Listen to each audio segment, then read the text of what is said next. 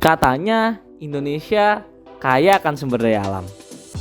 Bukankah negara dengan kekayaan alam yang banyak harusnya gampang ya jadi negara maju? Soalnya negara bisa dapat uang hanya dengan ngeruk kekayaan alam saja. Easy money, right? Pernahkah kalian mengira bahwa Indonesia yang memiliki kekayaan alam ini sebagai negara yang terkena kutukan? Kekayaan alam yang melimpah ini ternyata bisa saja menjadi petaka yang dapat memperparah kerusakan lingkungan tanpa meningkatkan ekonomi masyarakat Indonesia. Alih-alih menjadi sebuah berkah, hal ini juga malah menyebabkan semakin terbuka lebarnya pintu untuk para tikus berdasi yang doyan melakukan aksi korupsi. Kutukan kekayaan alam ini, atau yang bisa disebut juga sebagai commodity curse or paradox of plenty, bukanlah hal yang pasti terjadi. Beberapa negara dengan SDA banyak juga mampu melewati kutukan ini. Apabila SDA ini dapat diolah dengan baik, maka itu seperti sebuah negara di mana tiap warganya memenangkan tiket lotre. Jadi sebenarnya kekayaan alam ini apakah sebuah hal yang harus disyukuri atau sebuah hal yang harus diwaspadai? Nah, hal ini akan langsung dibahas oleh temanku ya. Beberapa negara yang kaya akan sumber daya alam justru menjadi salah satu negara dengan tingkat pertumbuhan ekonomi terendah. Dalam beberapa kasus perebutan SDA, malah berakhir dengan negara yang terpecah belah dan penuh perang saudara. Bahkan akan terjadi ketidakseimbangan ekonomi negara, di mana semua penghasilan negara hanya dihasilkan dari SDA tertentu. Saking banyaknya jumlah penjualan ekspor SDA, mata uang negara menjadi terapresiasi dan justru malah merugikan sektor lain, di mana barang dari sektor lain akan menjadi semakin mahal di mata negara pembeli.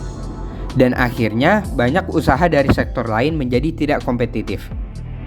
Siklus ini akan berakhir mematikan apabila harga SDA turun drastis dan sektor lain sudah lemah karena naiknya nilai mata uang, maka tak ada satupun yang bisa menopang penurunan ekonomi. Jadi, apa sebenarnya hubungan naiknya atau terapresiasinya mata uang dengan kehancuran sektor ekonomi? Bukannya justru nilai mata uang yang kuat akan semakin bagus? Secara general, mata uang yang naik membuat produk dari luar negeri menjadi murah. Dan produk dalam negeri akan menjadi semakin mahal di mata pasar dunia. Sebagai contoh, satu apel seharga Rp10.000 dan satu kurs dolar berada di angka Rp20.000. Maka orang dari luar negeri jika ingin membeli apel di negara kita hanya perlu mengeluarkan uang sebanyak $0,5. Setelah ditemukannya sumber daya alam dan negara melakukan ekspor besar-besaran, rupiah akan mengalami penguatan mata uang, sehingga kurs rupiah ada di angka Rp10.000 per $1. Hal ini akan menyebabkan orang dari luar negeri perlu mengeluarkan uang sebanyak $1 untuk membeli apel dari Indonesia. Artinya, mereka perlu membayar $0,5 lebih banyak dari sebelum mata uang Indonesia menguat. Sedangkan, apel dari negara lain harganya tetap sama. Hal ini akan membuat para konsumen luar akan lebih memilih untuk membeli apel dari negara lain. Efeknya secara langsung akan menurunkan minat pembeli luar negeri terhadap produk-produk Indonesia. Dan pada akhirnya banyak sektor yang menjadi tidak kompetitif dan bangkrut. Kasus ini pernah terjadi di Venezuela, di mana saat harga minyak turun drastis, pemerintah kesulitan untuk membayar utang-utangnya karena tidak ada sektor lain yang menopang ekonomi Venezuela selain sektor minyak. Tapi permasalahannya bukan hanya pada apresiasi mata uang yang membuat negara menjadi tidak kompetitif. Sumber daya alam justru dapat meningkatkan jumlah pengangguran dalam suatu negara. Tak hanya itu, biaya produksi komoditas dalam negeri juga akan semakin naik. Fenomena ini dapat kita amati pada krisis ekonomi di Belanda yang bernama Dutch Disease.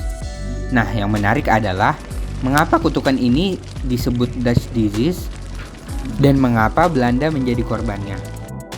Penjelasan tentang Dutch Disease ini akan dilanjutkan oleh teman saya. Long story short, ini semua gara-gara gas. Hah? Kenapa gara-gara gas? Jadi, di tahun 1950-an, Belanda berhasil menemukan cadangan gas terbesar di Eropa. Semua orang mengira hal ini akan berdampak baik kepada Belanda. Karena Belanda adalah negara yang notabene maju, sekarang memiliki cadangan gas terbesar di Eropa pula. Namun, justru yang terjadi malah sebaliknya. Saat Belanda berhasil menjual gas alamnya ke pasar ekspor, mata uang Belanda meningkat pesat. Karena mata uang yang meningkat pesat, banyak sektor manufaktur di Belanda yang menjadi tidak kompetitif untuk bersaing dalam bisnis global. Hal ini membuat banyak sekali sektor manufaktur yang bangkrut. Industri gas yang diharapkan mampu menyerap tenaga kerja dari sektor lain pun tak dapat diandalkan. Karena setahu kita, industri gas bukanlah industri yang labor intensif atau membutuhkan banyak tenaga kerja. Oleh karena itu, Belanda justru dibanjiri oleh naiknya tingkat pengangguran. Daripada mengalami berkah, Belanda justru mengalami deindustrialisasi. Saat negara yang punya sumber daya alam melimpah berhasil mengeksploitasi sumber daya alamnya, maka rata-rata gaji masyarakatnya juga akan meningkat. Hal ini membuat masyarakat berpikir kerja di sektor SDA lebih menarik daripada membuat bisnis sendiri yang berbasis manufaktur atau teknologi. Selain itu, naiknya gaji juga dapat mendorong biaya produksi barang-barang dalam negeri jadi lebih mahal, yang artinya membuat barang dalam negeri menjadi makin tidak kompetitif di pasar global.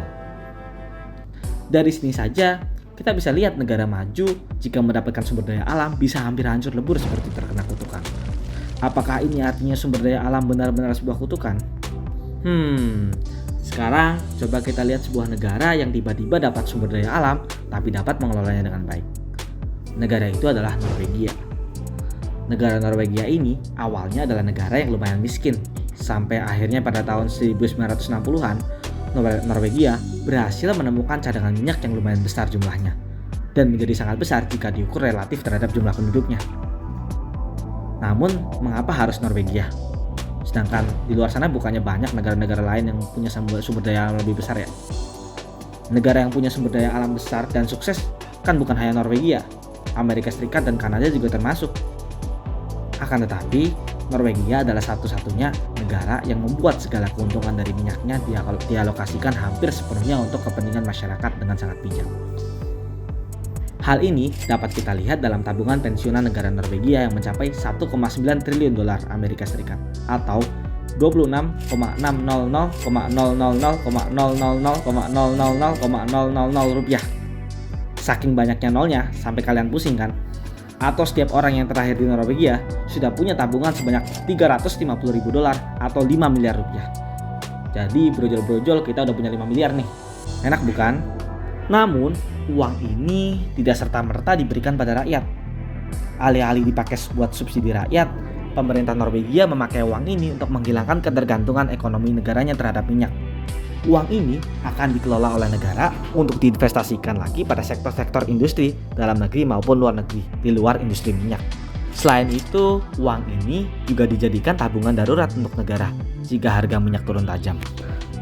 Nah, berkaca dari fakta-fakta tadi, bahwa kunci dari mengelola SDA yang baik adalah institusi negara yang kuat, pejabat yang tidak korup, dan diversifikasi ekonomi.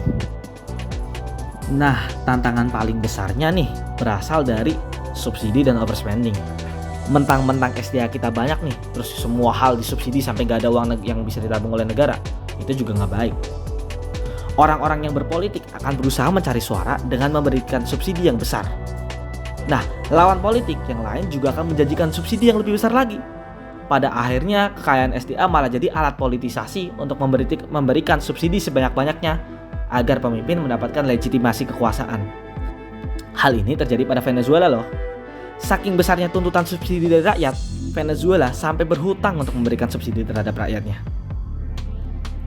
Nah, kok bisa ya Norwegia politikusnya tidak semena-mena dalam menggunakan uang tabungannya? Sekarang kuncinya apa agar uang tabungan negara tetap aman dari tangan para pemimpin populis? Boleh jadi kita berkaca dengan kebijakan Norwegia, di mana Norwegia membatasi penggunaan uang tabungan negara dari minyak sebanyak 3% per tahun. Melihat fakta ini membuat kita bertanya-tanya, mengapa sumber daya alam di Indonesia tidak dikelola layaknya Norwegia saja? Apakah karena pejabat kita yang terlalu korup? Institusi negara kita yang terlalu lemah? Atau rakyat kita yang justru malah menuntut subsidi terlalu banyak sehingga pemerintah tak bisa menggunakan uang dari sumber daya alamnya untuk mengembangkan industri di Indonesia? Atau jangan-jangan sebenarnya Indonesia tak kaya seperti yang kita kira? Nah, soal sebenarnya Indonesia kaya akan sumber daya alam atau tidak akan saya bahas di video selanjutnya. Thank you for your watching and see you in the next time.